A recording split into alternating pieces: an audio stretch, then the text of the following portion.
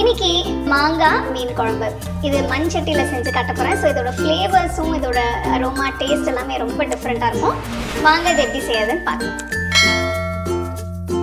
இந்த ரெசிபிக்கு நான் 250 கிராம் வவ்வால் மீன் எடுத்திருக்கேன். இதை நல்லா க்ளீன் பண்ணி துண்டுகளாக கட் பண்ணி வச்சுருக்கேன்.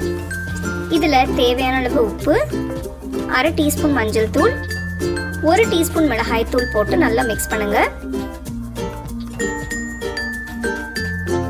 இதுல போடுற உப்பும் மஞ்சள் தூளும் மீன் வாடை வராம பாத்துக்கும். இதை ஒரு 15 நிமிஷத்துக்கு வச்சிருங்க. நான் குழம்பு மண் சட்டியில செய்ய போறேன். சட்டியில 2 டேபிள் ஸ்பூன் எண்ணெயை ஊத்துங்க. எண்ணெய் சூடானதும் இதுல 1/2 டீஸ்பூன் கடுகு, 1/4 டீஸ்பூன் வெந்தயம் போடுங்க. கடுகு பொரிய ஆரம்பிச்சதும் இதுல 1/2 கப் அளவு நறுக்கின சின்ன வெங்காயம் போடணும். சின்ன வெங்காயம் இல்லைன்னா பெரிய வெங்காயம் போட்டுக்கலாம். அடுத்து இதுல 10 பல்லு பூண்டு, 2 கீறின பெரிய பச்சை மிளகாய், கருவேப்பிலை போட்டு கிண்டுங்க.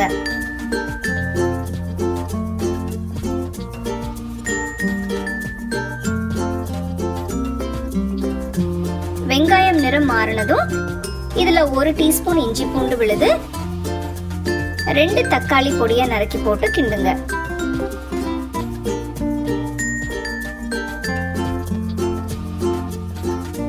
தக்காளி கொஞ்சம் மசிஞ்சு வதங்கினதும் இதுல 1/4 டீஸ்பூன் மஞ்சள் தூள், 1 டீஸ்பூன் மிளகாய் தூள், 2 டீஸ்பூன் தனியாத்தூள்,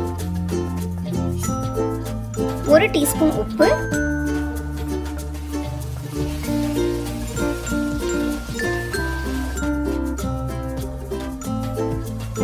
1 டீஸ்பூன் காஷ்மீரி மிளகாய் தூள் போட்டு கிளறி விடுங்க.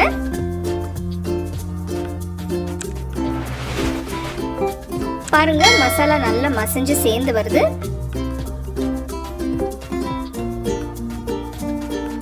இப்ப பாத்தீங்கன்னா எண்ணெயும் பிரிஞ்சு வருது. இந்த ஸ்டேஜ்ல மாங்காய போட்டுக்கலாம். நான் ஒரு மீடியம் சைஸ் பச்சை மாங்காய பெரிய துண்டுகளா கட் பண்ணி போடுறேன். தோல் சீவ தேவையில்லை, அப்படியே நறுக்கி போடுங்க.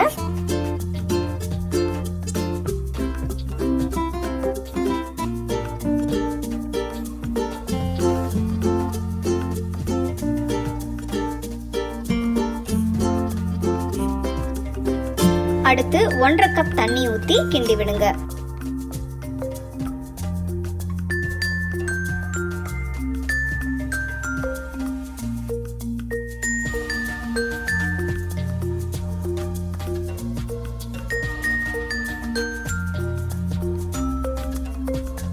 சட்டியை மூடி 5 நிமிஷத்துக்கு கொதிக்க விடுங்க.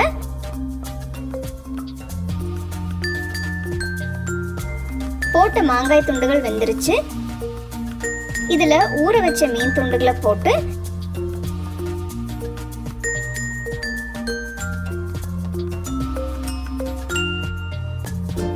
சட்டியை மூடி இன்னொரு 7 நிமிஷத்துக்கு கொதிக்க விடுங்க.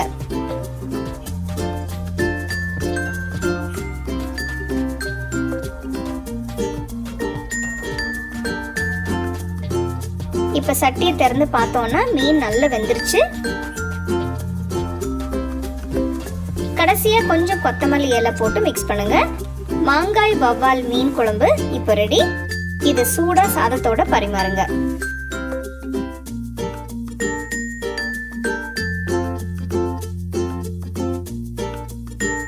பாத்தீங்க இல்லையா, மண் சட்டியில செஞ்ச மீன் குழம்பு அவ்வளோ சூப்பரா இருக்கு. இதோட வாசனையே தனிதாங்க. இது நீங்க நல்ல சூடான சாத்துல வச்சு சாப்பிட்டீங்கன்னா ரொம்ப அருமையா இருக்கும். ஸோ இந்த ரெசிபிக்கு நீங்க மாங்காய் வாங்கும்போது நல்ல பச்சை புளிப்பு மாங்காவா வாங்குங்க, ரொம்ப நல்லா இருக்கும். இது நீங்க ஒரு நாள் வச்சு கூட சாப்பிடலாம், அவ்வளோ டேஸ்டா இருக்கும். ஸோ கண்டிப்பா இந்த ரெசிபி நீங்க ட்ரை பண்ணி ரசிச்சு சாப்பிடுங்க. இந்த ரெசிபி உங்களுக்கு பிடிச்சிருந்தா லைக் பண்ணி ஷேர் பண்ணி சப்ஸ்கிரைப் பண்ணுங்க.